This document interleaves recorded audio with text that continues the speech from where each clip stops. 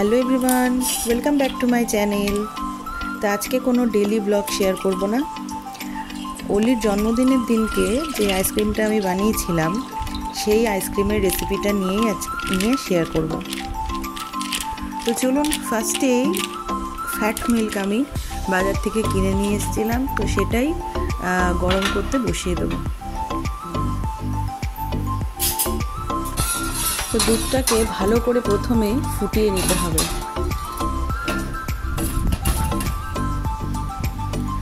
দুধটা ফুটে এলে পরে একটা বাটির মধ্যে কিছুটা দুধ আমি তুলে নেব।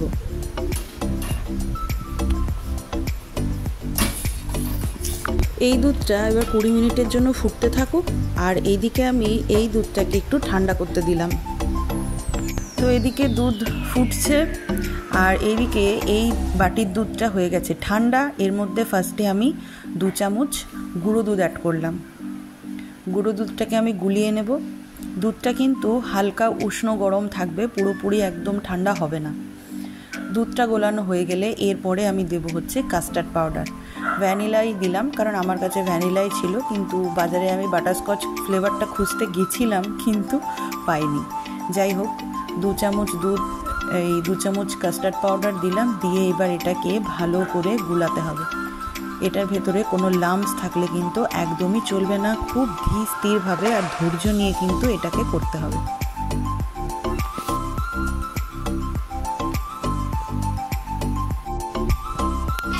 এই যে আমার এটা গোলানো কমপ্লিট, আর এদিকে দুধটাও আমার ঘন হয়ে এসছে পুরোটাই, একদম মানে যতটা নিয়েছিলাম তার হাফের হাফ করে নিয়েছি।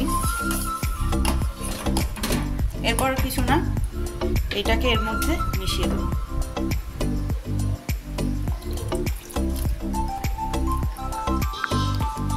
এটাকে মিশিয়ে দেওয়ার সাথে সাথেই পুরো এটা এরকম পুরো দলা পেকে যাবে। হচ্ছে চিনি, এই বাটিটার 1 বাটি দেব। চিনিটাকে এবার ভালো করে মিলাতে হবে।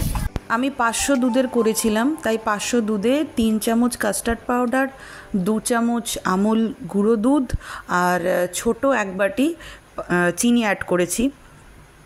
পরিমাণটা ঠিক কিন্তু রাখতে হবে, পরিমাণ ঠিক না থাকলে কিন্তু ওটা জিনিসটা বাজে হয়ে যাবে। মানে তো এদিকে আমার এটা ফেটানো পুরো কমপ্লিট, একদম পুরো হয়ে গেছে। এবার এটাকে আমি ঠান্ডা করতে দিয়ে দেবো। গ্যাস বন্ধ করে দিয়েছি। এবার এটা ঠান্ডা হবে, তারপরে আবার এটার সাথে যা করার করব। তো এটা তো ঠান্ডা হয়ে গেছে, আর এই কন্টেনারগুলো প্রায় প্রত্যেকের বাড়িতেই থাকে। এই কন্টেনারগুলোর মধ্যেই করব। এই কন্টেনারগুলো খুব পাতলাও হয়, আইসক্রিম জমতে খুব হেল্প হয়, মানে খুব তাড়াতাড়ি হয়ে যায়। তো এটা আমি ভালো করে পরিষ্কার করে নিয়েছি। এবার এইটার মধ্যেই আমি ওই যে কাস্টার্ড পুডিংটা আমি রেডি করেছি সেটা এর মধ্যে ট্রান্সফার করে দেবো। তো ট্রান্সফার করা কমপ্লিট। এরপর এটাকে ঢাকা দিয়ে সোজা এটাকে ডিপ ফ্রিজে করে দেবো 4 ঘন্টার জন্য। যদি হাতে সময় একদম না থাকে তাহলে 1 থেকে 1.5 ঘন্টা রাখলেও হবে, আর যদি হাতে সময় থাকে তাহলে অবশ্যই 3 থেকে 4 ঘন্টা রাখবেন। দেখা যাক এবার আইসক্রিমের কী অবস্থা। এখন ঘড়িতে 11টা বাজে। 10টায় বার করেও ভেবেছিলাম, কিন্তু অলিকে পড়াতে পড়াতে ঘড়ির কাঁটা কখন যে 10:30টার ঘরে চলে গেছে আর খেয়ালই করিনি। তো অলিকে খাইয়ে শুইয়ে দিয়ে তারপরে আমি এটাকে বার করলাম। এখন ঘড়িতে 11টা বাজে।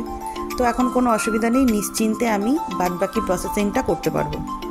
তো আমি একটা স্টিলের বাটি আর একটা স্টিলের হুইস্কার নিয়ে নিয়েছি, যেহেতু আমার কাছে হ্যান্ড ব্লেন্ডার নেই, তো এটা দিয়েই কাজ চালাবো। আর এর মধ্যে আমি দিয়ে দিচ্ছি আমুলের ফ্রেশ ক্রিম কিছুটা, পুরোটা ইউজ করব না, যতটুকু দরকার পরিমাণ মতনই নেব। এরপর এটাকে ভালো করে ফেটাতে হবে। ক্রিমটাকে 5 মিনিট ধরে খুব ভালো করে ফেটিয়ে নিতে হবে।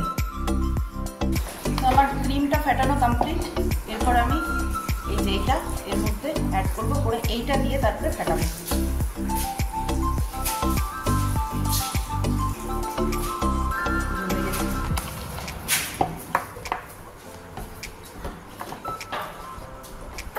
তো আবার 10 মিনিটের জন্য ঝাঁকানাকা করে ফেটাতে বসে গেলাম। টোটাল 15 মিনিটের ব্যাপার।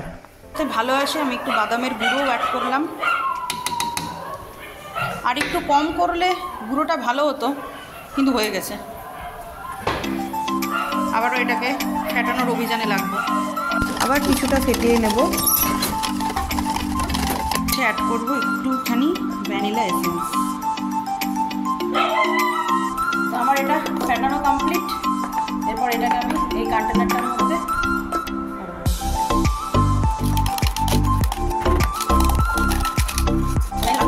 জানি না লাস্ট অব্দি ফাইনাল কি আসবে।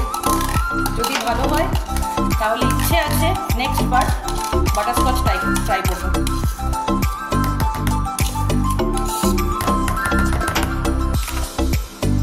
এরপরে এর ওপর দিয়ে আমি একটু বাদাম ছিটিয়ে দেবো, যাতে ওপরে গার্নিশিংটার জন্য। এটা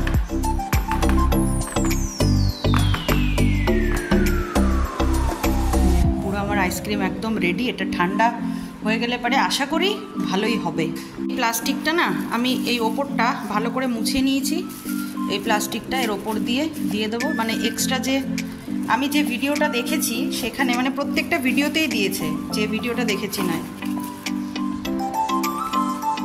বলছে নাকি ওপরের বরফটা যাতে না জমে, ঠান্ডাটা যাতে ভালো হয়, জলটা যাতে না পড়ে, তার জন্য এটা নাকি দেওয়া। ব্যাস এটা ভালো করে চেপে দিলাম, দিয়ে 12 ঘন্টার জন্য এবার এটা ডিপ ফ্রিজে চলে যাবে।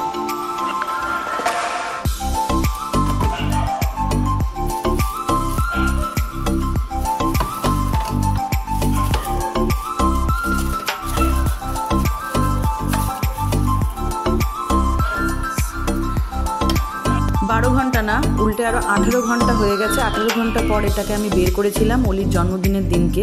বের করার কথা ছিল দুপুরবেলায়, সেখানে বেরিয়েছে হচ্ছে সন্ধেবেলা। তো চলুন এটা টেস্ট করে দেখা যাক। যদিও এর আগে আপনাদেরকে বলে দিয়েছি যে এটা খুব সুন্দর হয়েছিল আর একদম শক্ত হয়েছিল। মানে আমার একটা ভয় লাগছিল যে পুরোটা ঠিকঠাক মতন মানে জমা হবে কিনা, জমাট বাঁধবে কিনা। সিরিয়াসলি সবটাই জমাট বেঁধে গেছে। আর আইসক্রিম কাটার ওই এগুলো আমার কাছে ছিল না, তাই স্পুন দিয়েই আমি কাজ চালালাম। তো ফার্স্টেই মিস্টার দাসকে দিয়েছিলাম টেস্ট করার জন্য।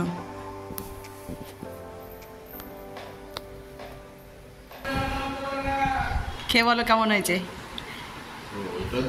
ইয়েস,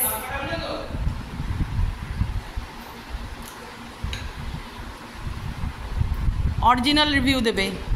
আমি ফার্স্ট টাইম বানিয়েছি কিন্তু। ঠিক আছে, তুমি তো আমার খুদ খোঁজার মাস্টার।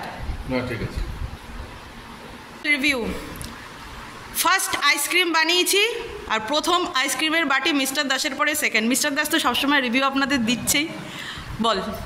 ভালো হয়েছে, এটা অপূর্ব। বিরিয়ানিটা অপূর্ব ছিল, আচারি চিকেন অপূর্ব, ভালো রাঁধুনি। তো আইসক্রিম বানিয়ে আমি 100-এ 100 আমি অর্জন করে নিয়েছি। মনটা খুব ভালো লাগছে যে ফার্স্ট টাইম আইসক্রিমটা বানিয়ে সবাই খেতে পেরেছে, ওয়েস্ট হয়নি।